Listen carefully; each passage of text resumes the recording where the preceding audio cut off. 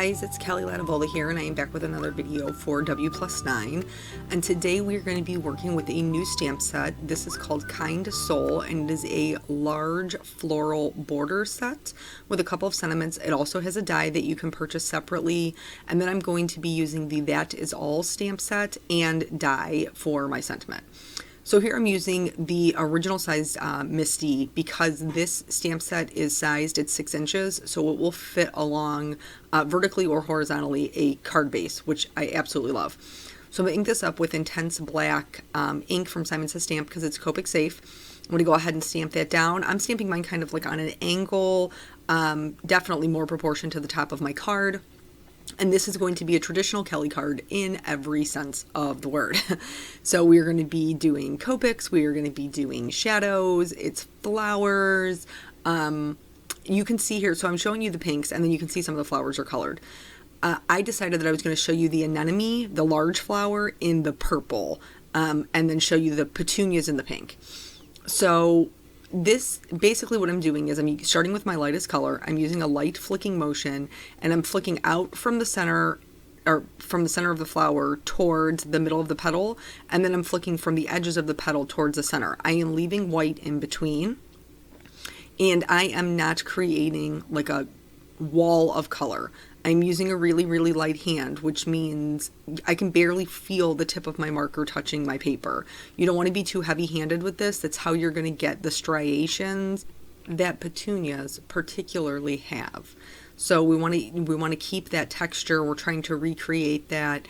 Now there are a couple like divots or like ruffled edges that are drawn into the petunias, which are super awesome, and I went ahead and accented those. So if they dipped into the flower petal, I made them a little bit darker, as if they would be indented like they would be in real life. And then also I'm being just a little bit more heavy-handed where this particular flower is coming out from behind that anemone, which is the large flowers that are included in here as well. You can see it looks really, really stripy.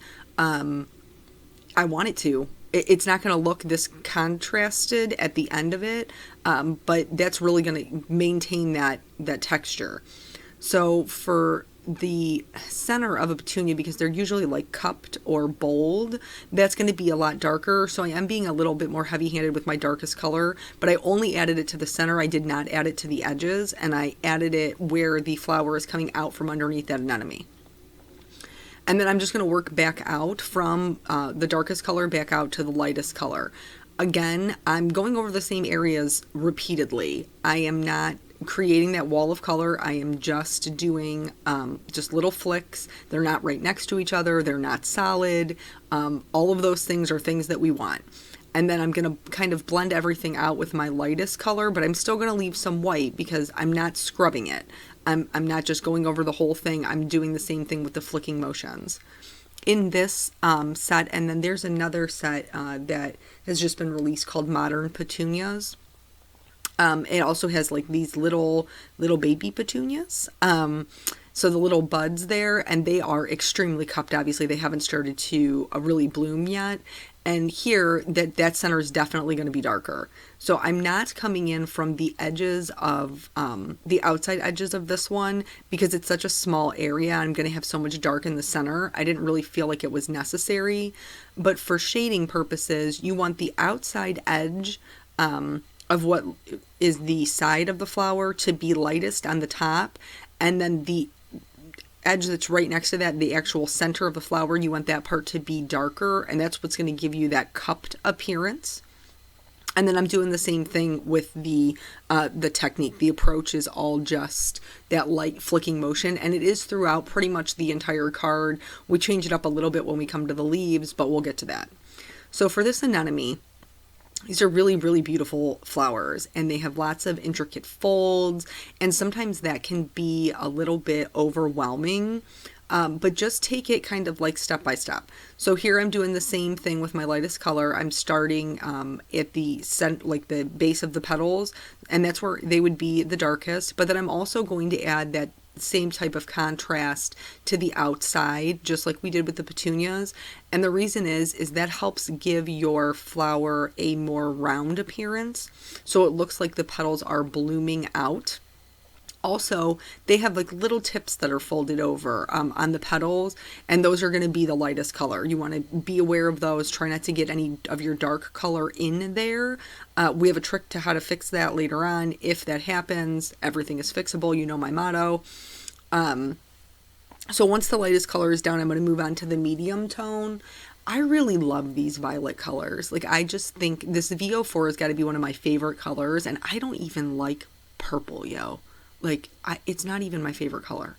But it's just so bright and cheerful, and I just love it. And because there's such a contrast in the the V0s, so typically I use VO1, VO4, VO6, and VO9. That's what I'm using today. But there's such a drastic difference between the 6 and the 9.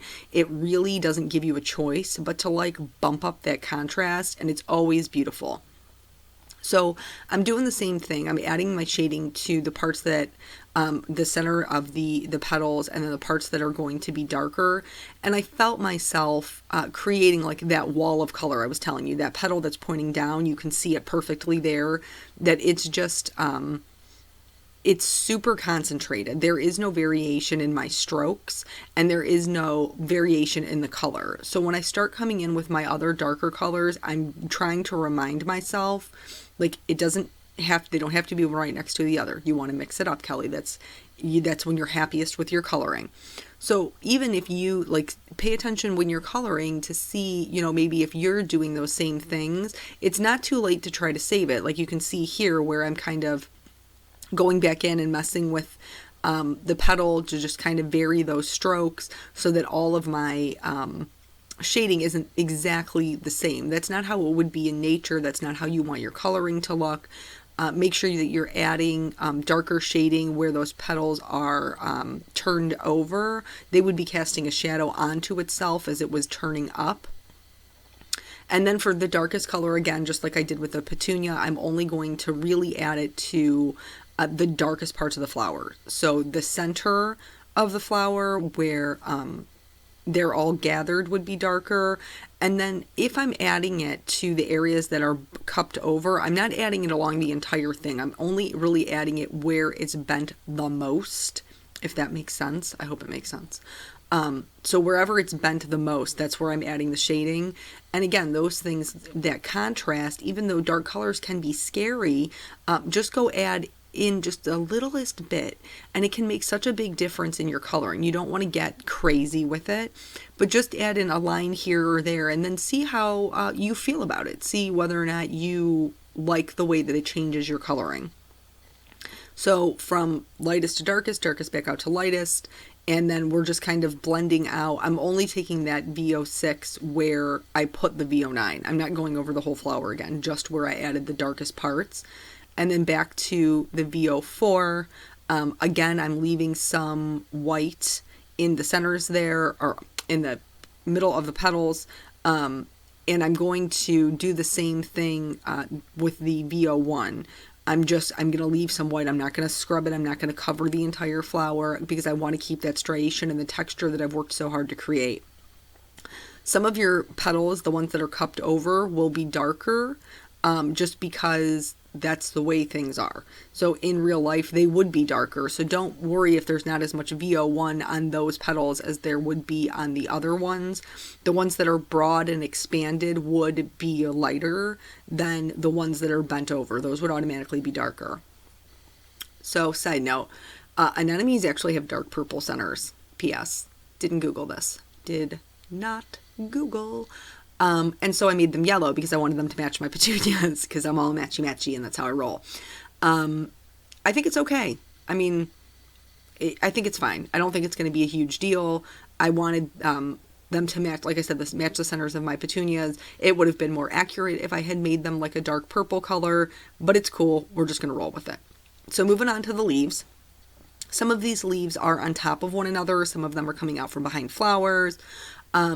So when you're doing two leaves where one is on top of the other, you got to pick your dark side. So this shorter, fatter leaf is underneath the other one, so that's going to be dark. So I don't want the one that's on top of it. I don't want that left-hand side to be my dark side, because then it's just going to kind of look a little messy. I want to leave a highlight on that side. And then I'm just kind of working through them and blending them out. I'm not going so much for the striated look. I don't want them to look like the flowers because leaves don't have the same texture. So I'm just going for kind of like a softer texture. And then I'm trying to also pay attention to where the leaves are going, which ones I'm coloring, because I'm going to bring in a secondary green. The reason I'm bringing in a secondary green is because when I did finally get around to Googling these images, a lot of them were super vibrant yellow-green, but some of them had more blue in them. And even though they weren't like a teal with the blue in them, they did have some blue in them. Greens, the G families of the Copics, just inherently have more blue, where obviously the yellow greens have more yellow. And even though it's not a huge difference, because my base color is still yellow-green, just that YG 06 just has more blue in it than the other YGs. Even though it's not a huge difference, it does make the image a little bit more dynamic. So when you're picking your colors, try to see if you can get, you don't want like a whole menagerie. I mean, unless you're doing a rainbow, and then if you're doing a rainbow, tag me on Instagram. I want to see that. I like me rainbows. But you want it to be cohesive, but you also want it to be interesting. So once I was done with the leaves, I knew I wanted to do just a little bit of a shadow. I didn't get crazy with it. My darkest one is a C3, and I always do my shadows as if my light source is in the top right-hand corner, so my shadows would be in the bottom left.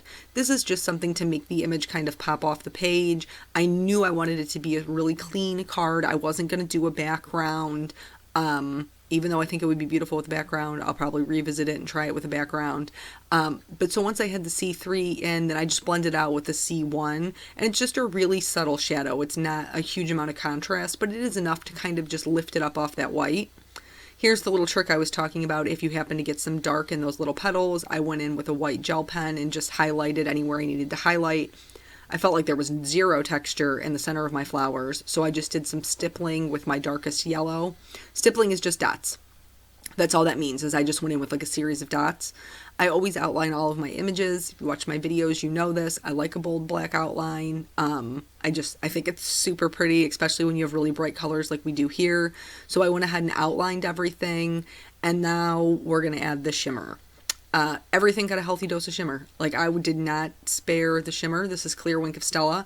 Every single one of those flowers, the centers, the whole deal, just, it got shimmered. All of it. Shimmer, shimmer, shimmer, shimmer, shimmer. I made it rain because I like the shimmer.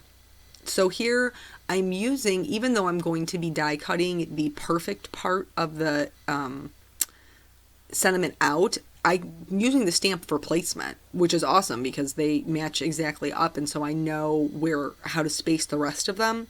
And I'm using the black dye ink from W+9. It's a great crisp ink to stamp your sentiments in.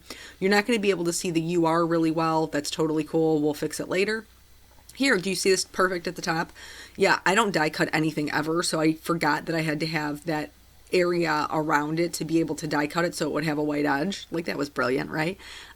So I had to restamp it, and then I lined up my die, which was really easy to do. I like things that are easy. They make me happy.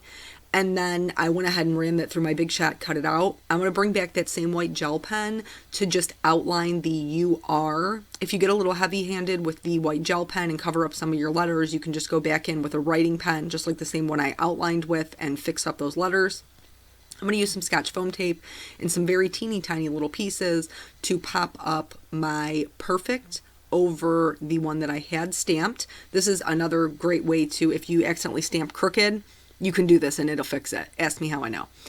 And then I'm just going to use some clear droplets. I've kind of been in love with these things lately. I think that they're a really, really pretty way to add an accent and just kind of fill in those empty areas in your sentiments. So I used 2 different sizes and I adhere them with some glossy accents. And then that's the whole card. So thank you so much for joining me. I hope that you learned a little bit of something and that you enjoyed the video, and I will catch you guys on the next one. Bye.